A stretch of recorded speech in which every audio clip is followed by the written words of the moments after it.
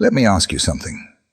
When was the last time someone told you, "I'm fine," but you knew, deep down, they weren't? Maybe it was a coworker, giving you that polite smile but avoiding eye contact. Maybe it was a loved one, brushing off your concern with a quick, "I'm just tired." Or maybe it was you, looking in the mirror, whispering it to yourself. "I'm fine. I'm okay.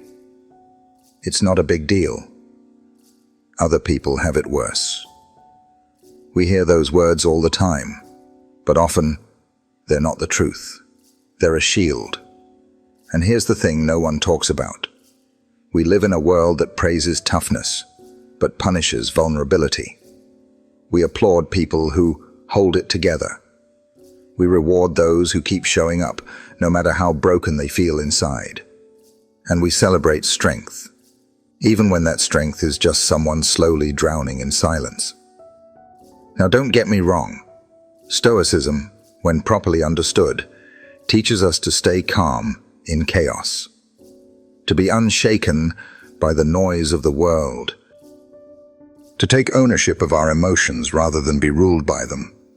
But somewhere along the way, Stoicism became misunderstood. It became a mask.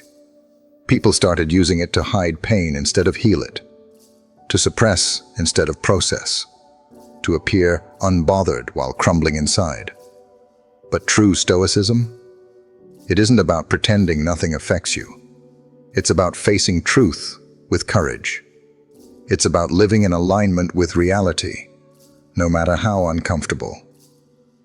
It's about honesty, especially with yourself. That's why this video matters. Because today, we're going to talk about something that most people feel, but few can put into words.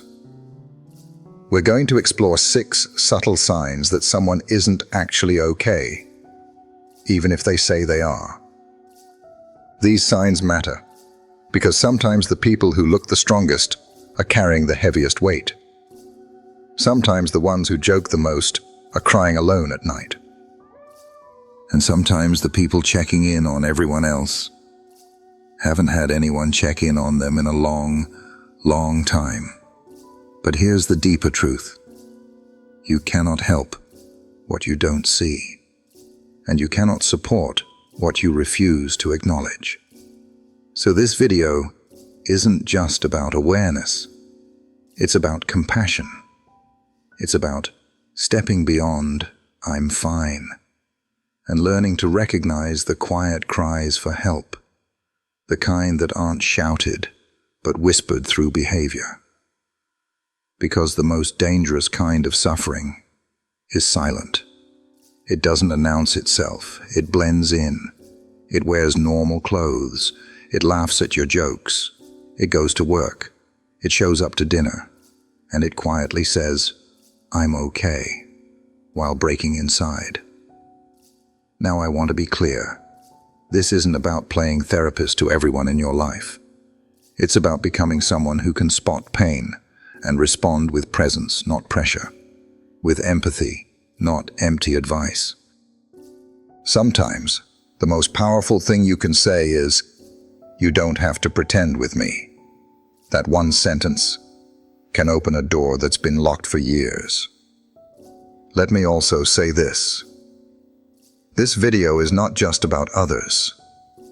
It might be about you. You might see yourself in these signs.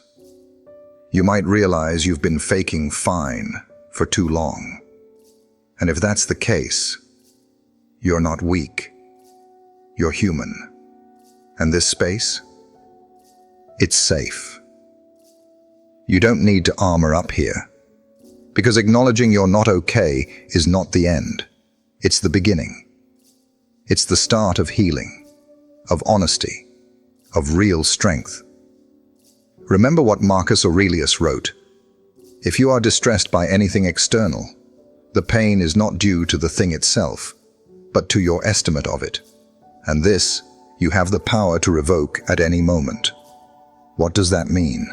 It means our suffering grows when we pretend it doesn't exist, when we suppress it, ignore it, hide it. But when we name it, when we look at it directly, we begin to shrink its power. That's why this conversation is so important. Because when we learn to notice these 6 signs, we do 2 things. 1, we become better friends, partners, leaders, humans. 2, and we become better at caring for ourselves, honestly, gently, and without shame. So whether you're watching this for someone else, or for the part of you that's tired of pretending, you're in the right place. This is a message for the overachiever who's always fine, for the caretaker who never asks for help, for the strong one who's tired of being strong, for the silent sufferer, for the ones who smile because it's safer than explaining, for the people who are high-functioning and deeply hurting. You don't have to fake being okay anymore. You don't have to carry it all alone. You don't have to armor up to be respected. You can be strong and struggling. You can be capable and exhausted. You can be stoic and vulnerable. Because true stoicism isn't pretending nothing affects you. It's choosing to respond with wisdom, not denial. It's saying, I'm in pain, but I am not powerless. It's saying, I'm overwhelmed, but I can still choose integrity. It's saying, I'm not okay, but I will be. So, let's dive into the 6 signs that someone is faking being okay. Not to judge, not to fix, but to see. To finally see the struggle behind the silence. Because awareness is the first act of love. And love, real love, never asks someone to keep pretending. Let's begin. Sign 1. Smiling while their world burns. Let's start with one of the most heartbreaking and most misunderstood signs that someone isn't really okay. They smile while their world quietly burns behind the scenes. On the surface, they look calm, collected, even cheerful. They show up on time. They ask how you're doing. They carry everyone else's burdens and never speak a word about their own.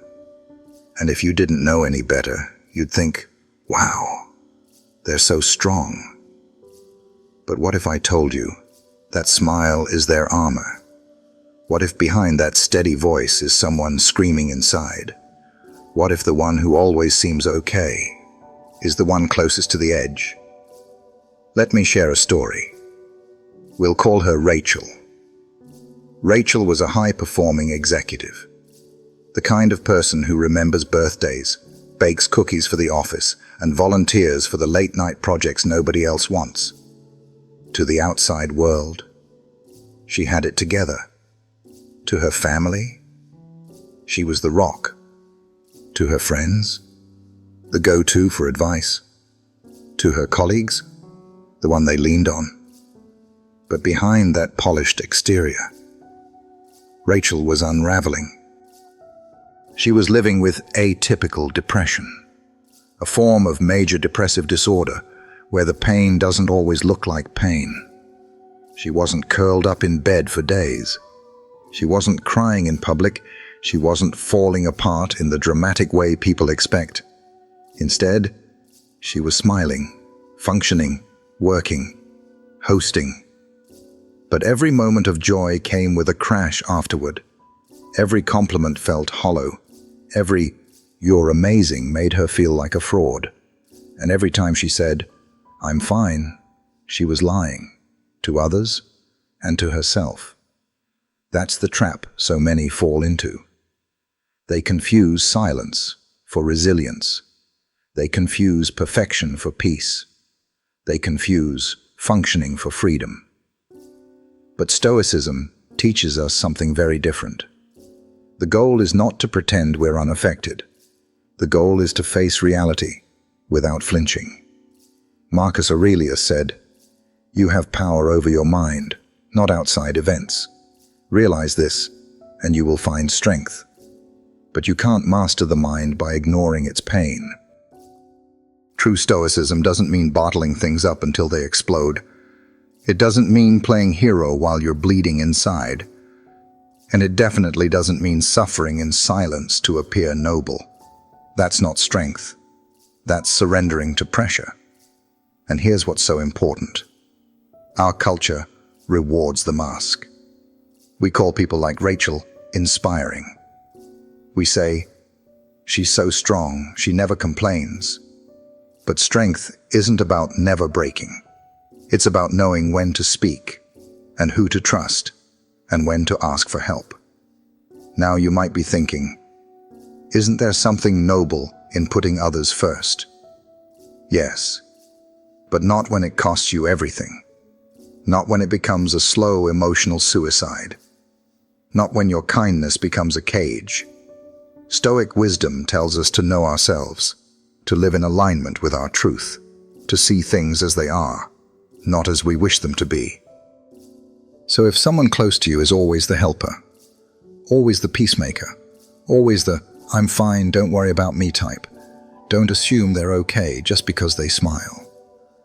Sometimes that smile is stitched together with every last thread of strength they have. And if you're that person, if this feels like I'm talking directly to you, please hear me now. You don't have to keep pretending. You don't have to carry it all alone. You don't have to break silently just to look unbreakable. Asking for help doesn't make you weak. It makes you honest. Taking off the mask isn't failure. It's freedom. Seneca said, "We suffer more in imagination than in reality." And I believe that's especially true when we suffer alone. Because when you fake being okay, you start believing that no one would care if they saw the real you. But that's not true. The people who love you don't need you to be perfect. They need you to be real. They need the version of you who can say, "I'm not okay right now." The version who lets them love you through it. And if you're on the other side of this, if you're watching someone close to you pour out for everyone else while ignoring their own needs, don't wait for them to collapse. Ask better questions. Create safe space. Say, "Hey, you don't have to be the strong one today," because sometimes that's all it takes to crack the armor. So what can you do, practically? 1. Start noticing the people who never ask for anything. They're often the ones who need the most. 2. Be the kind of friend who listens without fixing. Sometimes they don't need advice. They just need to feel seen. 3. If this is you, be brave enough to tell one person the truth this week. Even just a small truth. It matters. Remember this. You don't earn your worth by holding it all together. You don't become more valuable by pretending you feel nothing. You don't need to prove your strength by hiding your pain. In fact, one of the most powerful acts of Stoic courage is admitting you're not okay and doing something about it. Because healing isn't loud, it's quiet, it's slow, and it often begins the moment you stop smiling for others and start feeling for yourself. Sign 2. Constant vague excuses. I'm just busy. Let's talk about a phrase we've all heard. I'm just busy. Or maybe, things are hectic right now. Next week should be better. Let's definitely catch up soon. But soon never comes. The texts slow down. The calls go unanswered. And before you know it, someone you care about has slowly drifted out of your life, like a boat untying itself from the dock. Quietly, with no explanation. You wonder, did I do something wrong? You question, are they avoiding me? But what if the truth is, they're not avoiding you? What if they're avoiding being seen? Because here's what we need to understand. Behind the words, "I'm busy," is often a heart that's overwhelmed. Not with tasks, but with pain. See, people rarely say, "I'm isolating because I feel worthless." "I'm canceling again because I don't want you to see how broken I feel." "I don't reply because I think I'll bring your mood down." Instead, they say, "I've just been swamped. So much going on. Work's been crazy." It's not that they're lying, it's that they're hiding. Now let me be clear. Not everyone who says, "I'm busy," is struggling. Sometimes life really is full. But when the excuses become vague, repeated, and chronic, especially from someone who used to be active, engaged, and close, it's time to pay attention. And here's the tough part. When someone's withdrawing like this, they rarely want to be alone. But they fear the alternative even more. They fear judgment. They fear pity. They fear being a burden. So what do? They mask their suffering with self-deprecating jokes. They turn their pain into punchlines. "I'm the worst at texting back. You know me, classic flake. Just me being antisocial again." And everyone laughs. Because it's easier to laugh than to ask, "Hey, are you really okay?" We live in a culture where saying, "I'm not doing well," feels like a confession, where vulnerability is mistaken for weakness, where asking for help feels like an interruption. But Stoic philosophy teaches us something radical. It teaches that strength is not found in pretending. It's found in facing reality, even the parts that scare us. Epictetus said, "It is impossible for a man to learn what he thinks he already knows." And that includes how we think others perceive us.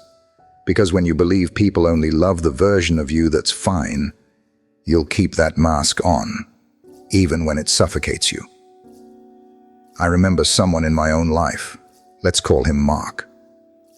Mark was the life of the party. Charismatic, generous, hilarious. But over time, the invitations started to get turned down. First, it was work. Then, not feeling well. Eventually, no reply at all. We thought he was just going through a phase.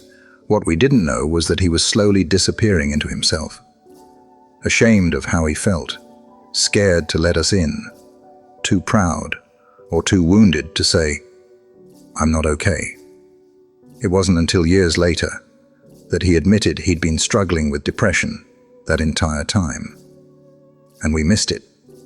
Not because we didn't care, but because he made it so easy to believe the surface. That's the danger of vague excuses. They create just enough distance to keep people at arm's length, while the inner pain festers. And here's the truth. Isolation doesn't begin with silence. It begins with pretending. And pretending is exhausting. When someone consistently pulls away with the same gentle excuses, don't just take their words at face value. Pay attention to the pattern. Listen to the gaps between what they say and how they say it. So what can you do? Start by creating space for real answers. Instead of, "Let me know if you want to hang," say, "I'd love to spend time with you, even if we just sit and say nothing. You don't need to be on for me." Instead of "no pressure," say, "You matter to me, even when things aren't easy." Give them the gift of presence without expectation, because sometimes just knowing they don't have to perform is the first step back into connection. And if you're the one saying, "I'm busy all the time," if this feels a little too familiar, ask yourself, am I hiding because I think no one wants the real me? Am I afraid that if I show my struggle, people will leave? Am I using busyness to escape pain I don't want to face? If the answer is yes, please hear this. You don't have to keep vanishing behind vague excuses. You don't have to smile through loneliness. You don't have to be ashamed of needing connection. As Marcus Aurelius wrote, "Waste no more time arguing what a good man should be. Be one." And a good man or woman includes being honest. That starts with telling one person the truth. It could sound like this: "I've been saying I'm busy, but honestly, I've just been low. I haven't reached out because I'm not feeling like myself. I miss people, but I didn't know how to come back." It's scary, but it's freeing, because every time we stop hiding behind "I'm busy," we give ourselves and others permission to be real. This is how we build relationships that don't require masks. This is how we reclaim connection from the claws of shame. This is how we practice true stoicism, not as cold indifference, but as courageous honesty. So next time you hear, "I'm just busy," don't brush it off. And if you say it yourself, ask yourself why. Because busyness may be the excuse, but behind it, there's often a story that desperately needs to be heard. Sign 3. Everything is a joke. There's a certain type of pain that doesn't show up as tears. It shows up as laughter. The kind of laughter that fills a room. The kind that makes everyone else feel better, except the person laughing. You've met someone like this. Maybe you are someone like this. They're the life of the party. Quick with the sarcasm, sharp with the wit. They can roast themselves better than anyone else ever could. They joke about their appearance, their failures, their relationships, their dreams that never happened. At first, it's funny. Then it's just uncomfortable. Because beneath the humor, you start to feel something else. A sadness that no one talks about. A silence hiding in plain sight. Let me tell you about Liam. Liam was magnetic. People loved being around him. At work, he made meetings fun. At dinner parties, he carried conversations. Online, he posted hilarious content that went viral more than once. But here's what most people didn't know. He had absolutely no self-worth. Every joke he made. Guess who failed at dating again? Bet I'll be unemployed by next month. Who needs therapy when you have tequila?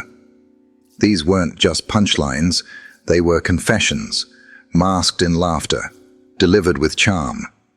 And no one questioned it, because we've been trained not to. We mistake humor for healing. We say, well, at least they can laugh about it. But laughter doesn't always mean peace. Sometimes it means the exact opposite. Because here's the truth.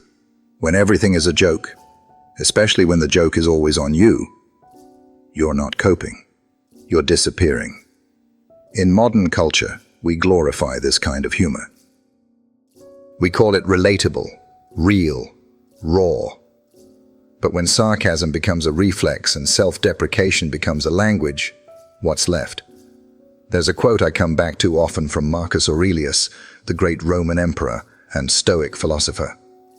If someone is able to show me that what I think or do is not right, I will happily change, for I seek the truth, by which no one was ever truly harmed. Let that sink in. Seeking truth, not applause, not escape, not distraction, is where true strength lies. When someone constantly jokes about their own shortcomings, they're not just being funny. They might be begging someone, anyone, to see through the act. Because performance is exhausting. Wearing the funny mask every day is a weight most people don't even realize they're carrying. And here's the twist. These people are often the ones you'd least suspect are struggling. They're the ones always cheering you up. They never want to bring the mood down. So instead of saying, "I'm hurting," they say, "I'm just joking." Lighten up. Don't take life so seriously. But Stoicism teaches us something different. It teaches that true courage isn't in hiding behind humor. It's in facing reality with open eyes. There is nothing wrong with laughter. In fact, the Stoics appreciated joy, levity, even comedy. But they also knew that using humor to deflect, hide, or avoid is like putting a bandage on a wound that needs stitches. It delays the healing, it deepens the hurt, and worst of all, it pushes people away just when closeness is most needed. So what can we do when we notice this pattern in someone, or even in ourselves? We ask a better question. Instead of laughing along and moving on, we might say, "Hey, that was funny, but seriously, are you okay? You joke about that a lot. Want to talk about it?" Not with pity, not with pressure, but with presence, with patience, with care. And if you're the one making the jokes, if sarcasm has become your armor, if every compliment makes you uncomfortable, if you feel more seen in your darkest jokes than in your silent truth, let me say this clearly. You are not weak for wanting to be taken seriously. You are not broken for feeling pain beneath the punchlines. And you don't have to keep hiding behind the funny friend identity just to be loved. True connection begins where performance ends. You don't have to make everything a joke to be worthy of space in someone's life. You don't have to be funny to be valuable. You just have to be real. And that's what the Stoics knew. They believed in simplicity, in sincerity, in the power of truth, no matter how uncomfortable. So maybe strength today looks like letting someone see the unedited version of you. Maybe it's allowing your story to have depth, not just punchlines. Maybe it's dropping the sarcasm for a second and speaking from the soul. Because when you do that, something powerful happens. You make room for others to do the same. You create a space where authenticity isn't just accepted, it's celebrated. And that's how we stop mistaking laughter for healing. That's how we start building the kind of connection that doesn't depend on performance. Sign 4. Collapse at home after performing. All day. Have you ever met someone who seems like they've got it all together? They're organized, they're capable, they're composed. In meetings, they're sharp. In conversation, they're kind. They never miss a deadline, and they always smile politely, even when the pressure is mounting. But behind that perfect mask, when the day is over, when the front door finally closes, they collapse. All the strength they projected to the world crumbles in private. Let me tell you about Elena. Eleanor worked in hospital administration. She handled chaos daily. Doctors needing urgent approvals, patients angry about insurance, paperwork a mile long. And yet, she never flinched. She was reliable, respected. People even called her the calm in the storm. But what they didn't see was what happened at home. When Elena stepped inside her apartment, she didn't make dinner. She didn't turn on music. She didn't call a friend. She cried, every night, in silence. Not because something went wrong, but because she was exhausted from pretending that everything was right. And here's the thing, Eleanor is not alone. So many people spend their days performing a version of themselves that feels safe, acceptable, strong. Not because they want to deceive anyone, but because they're afraid of the judgment that comes with being real. In a world that praises productivity and composure, vulnerability often feels like failure. So we push through. We say yes when we're breaking. We help others even when we're running on empty. And we tell ourselves, this is what strong people do. This is what it means to be dependable. This is what it takes to be respected. But here's the paradox. The more we fake resilience, the more we destroy the real strength we need to survive. Now this is where Stoic wisdom comes in. You see, people often misunderstand Stoicism. They think it means being unemotional, cold, or endlessly stoic in the face of pain. But the Stoics, true Stoics, weren't interested in performance. They were interested in truth. Seneca, one of the most profound Stoic thinkers, once said, "We suffer more often in imagination than in reality." And isn't that what's happening here? We exhaust ourselves trying to meet the imagined expectations of others, fearing their judgment more than we fear the burnout consuming us from within. We convince ourselves that if we let the mask slip, we'll be seen as weak, dramatic, or disappointing. So we push harder, smile longer, and collapse deeper. But Stoicism reminds us that real strength doesn't come from pretending. It comes from accepting our limits, living in alignment with reality, and setting boundaries that protect our peace. So what does that look like in practice? Maybe it's saying no to the extra project when you're already stretched thin. Maybe it's letting a trusted friend know, "I'm not doing okay right now." Maybe it's dropping the perfection act, just for a moment, and letting yourself breathe without guilt.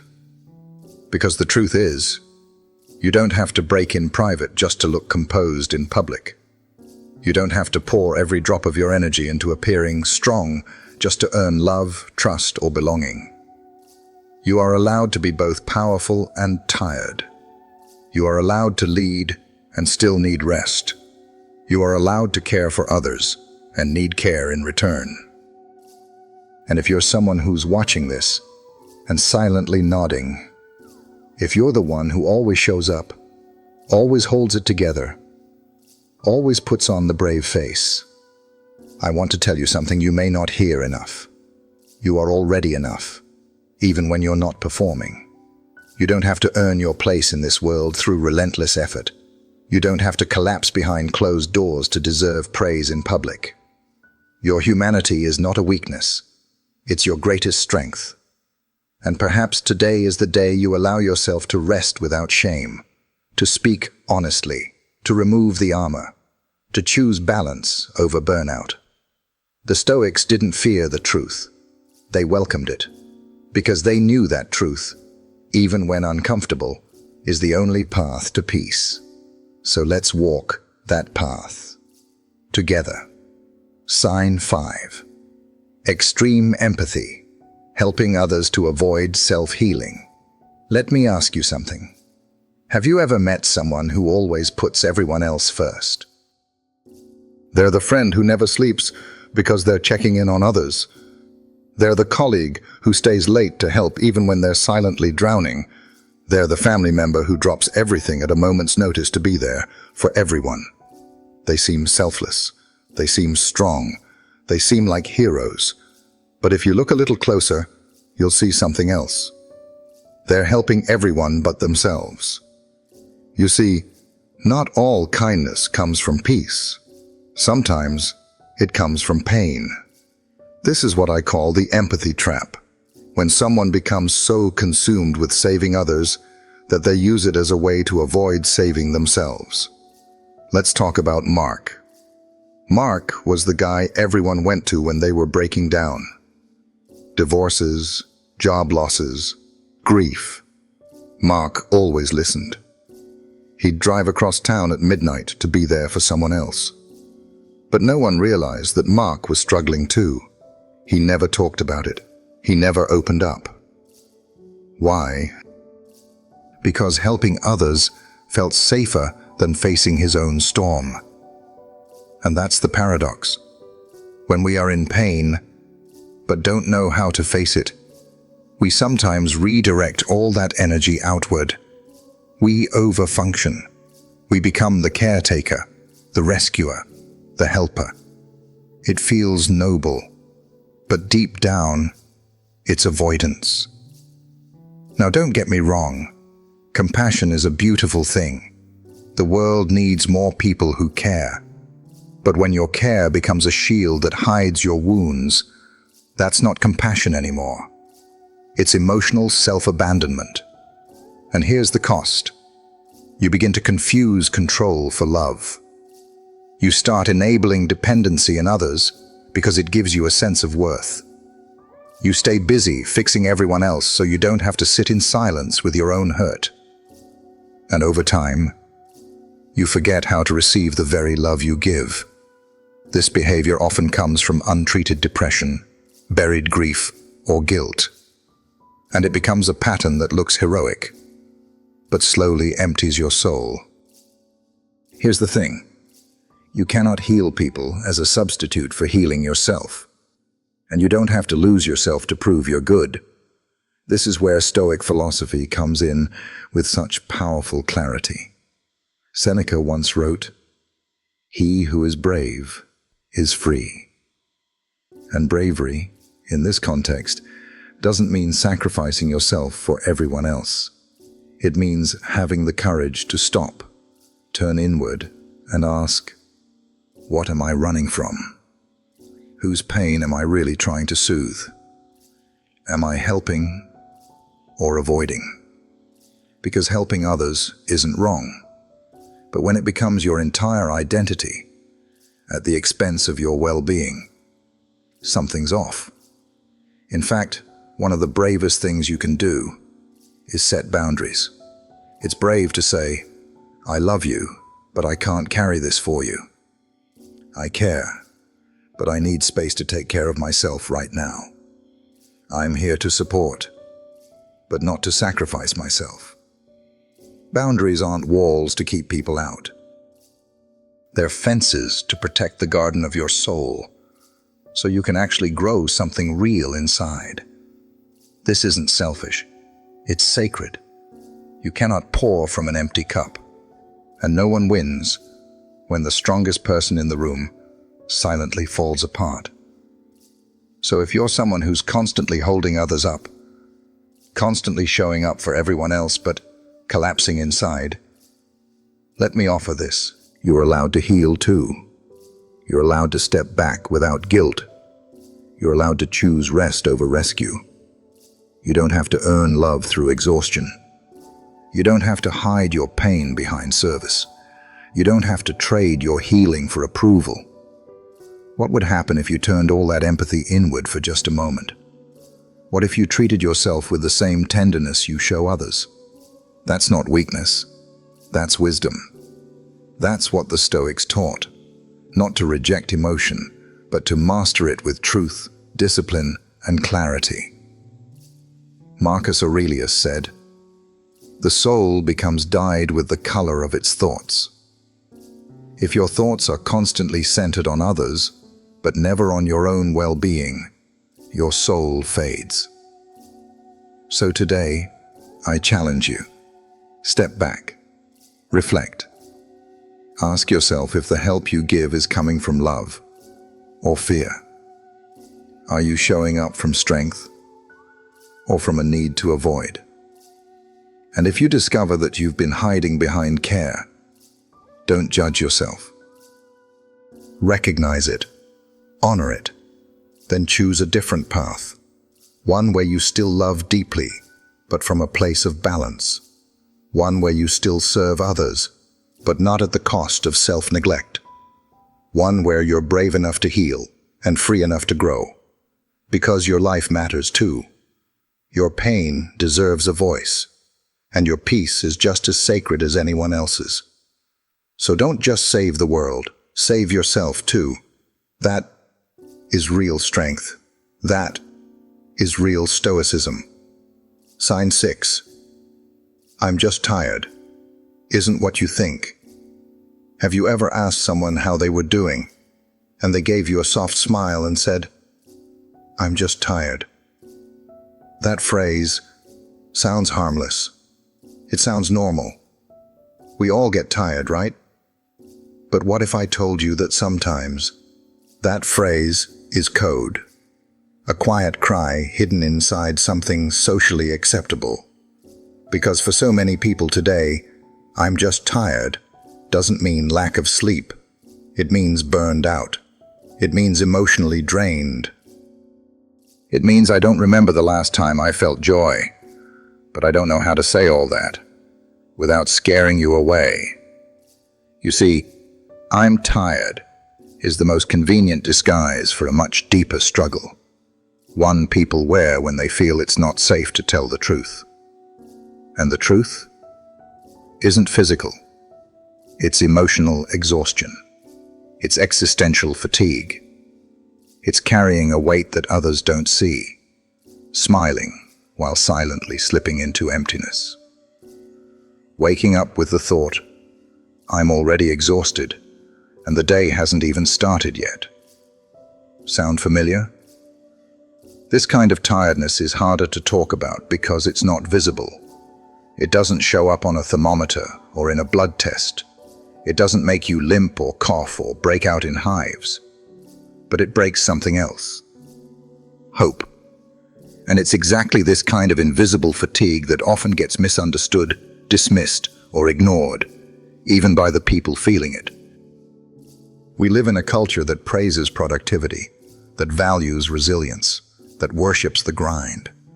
So when someone says, I'm tired, we nod and say, yeah, me too, and we move on. But the Stoics, those ancient warriors of the mind, they taught something very different. Chrysippus, one of the founding fathers of Stoicism, said that true wisdom lies in discernment, in the ability to pierce through the surface and see what's really there. So let's look deeper. When someone repeatedly says, I'm just tired, but nothing in their life is changing, no newborn at home, no new job, no late-night Netflix binges, then we must ask, tired from what? Tired from pretending to be okay? Tired from fighting a battle alone? Tired from living a life that doesn't feel like theirs anymore? Because sometimes, I'm tired, is the last socially acceptable way to say, I don't know how much longer I can do this. And that's why it matters, deeply matters, that we don't just hear the words, but listen for the truth behind them. Let me tell you about Ava. Ava was one of the most capable people I knew. She worked in finance, kept up with friends, volunteered on weekends, always smiling, always present, always fine. But when I'd ask how she was, she'd just shrug and say, you know, just tired. It became her catchphrase. Until one day, she disappeared for 2 weeks. No calls, no messages. When she came back, she confessed, I wasn't just tired, I was drowning. But saying that felt too heavy, so I kept it light, because that's what people can handle. That broke me, because she wasn't wrong. We've created a world where vulnerability feels like a burden, not a bridge. Where saying, I'm not okay, feels dramatic, weak, or attention-seeking. So people hide. Behind politeness, behind laughter, behind the safest phrase of all, I'm just tired. And if you're someone who uses that phrase often, if those words have become your shield, let me gently say this. You deserve more than a life of silent exhaustion. You deserve to be heard, not just tolerated. And you are not a burden for needing rest that goes deeper than sleep. Stoicism is not about suppressing emotion. It's about facing reality with courage and clarity. And if the reality is that you're emotionally exhausted, that's not weakness. That's awareness. The Stoics would say, call it what it is, because you can't heal what you refuse to name. So the first act of bravery, be honest with yourself. Don't let tired be the excuse that hides your truth from even you. Look inward. Ask the hard questions. Am I feeling tired?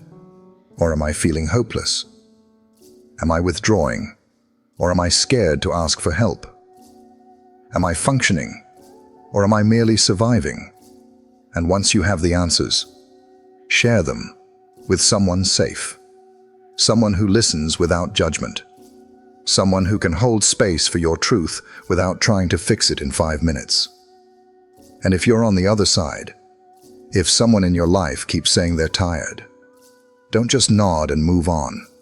Pause. Look them in the eye. Ask, what kind of tired? Ask again, if needed. And then listen. Really listen. Without rushing to respond. Because behind those two words might be a story they've never told anyone. And that moment of real presence, that one moment of care, might be the thing that helps them start climbing out of the fog. As Marcus Aurelius wrote, be tolerant with others and strict with yourself. That doesn't mean judgment. It means looking beyond the surface. It means not accepting vague answers when a soul is quietly aching behind them. And most of all, it means remembering, I'm just tired doesn't always mean sleep. Sometimes it means despair. So today, I invite you to be brave enough to speak your truth and kind enough to hear someone else's. Don't let politeness mask pain. Don't let busyness bury real connection. And don't let tired be the end of the conversation. Because beneath those words might be a life waiting to be saved. So now, we've peeled back the layers. We've looked beyond the smiles, beyond the I'm busy, beyond the jokes, beyond the exhaustion that doesn't come from lack of sleep. And we've seen what often hides underneath: pain, fear, shame, loneliness, but most of all, a desperate hope that someone might notice without needing to ask for it. You see, in a world that demands constant strength, many people have become masters at performance. They show up, they smile, they function, and they tell you they're fine. But inside, they're fighting battles you'll never see, unless you learn to look deeper. The Stoics, those ancient philosophers of resilience, they never said, ignore your emotions. They never taught us to bury our pain. What they taught was clarity, honesty, courage. Be tolerant with others and strict with yourself, Marcus Aurelius wrote. Which means, don't assume, don't look away, don't accept the surface as truth. Real stoicism isn't hiding behind a brave face. It's facing life as it is, with open eyes and an open heart. So let me ask you something. Who in your life says, I'm just tired, a little too often? Who laughs too hard at jokes that cut too deep? Who disappears behind vague excuses, and you've just accepted it? And here's the harder question. Are you that person? If so, listen closely. You don't have to keep pretending. You don't have to shrink your suffering down to something small enough for others to digest. You are not weak for feeling broken. You are not selfish for needing rest. And you are not alone. True strength is not silence. True strength is being real. It's being honest about your limits. It's asking for help without shame. It's offering support without needing to fix someone. And sometimes, it's just sitting next to someone and saying, I don't have the answers, but I'm not leaving. So here's my challenge for you. The call to action that matters most. Start asking the second question. When someone says they're fine, ask again. Not with suspicion, but with love. Listen deeply. Put your phone down. Turn your attention up. Don't rush to offer advice. Sometimes, the best healing comes from being heard. Encourage truth. Make it safe for people to not be okay around you. And if you're the one struggling, make a promise to yourself. You will not suffer in silence anymore. Because the world doesn't need more perfection. It needs honesty. It needs presence. It needs people like you, willing to feel, to care, to lift the mask. Together, let's build a world where no one has to fake being okay just to be accepted. Let's build a world where strength means truth, and where compassion isn't a luxury, it's a way of life. Stay kind, stay human, And never underestimate the power of showing up, just as you are. If this message spoke to you, consider subscribing for more content that cuts deeper than surface positivity. And if someone came to mind while you were watching, send this to them. It might say what they haven't been able to.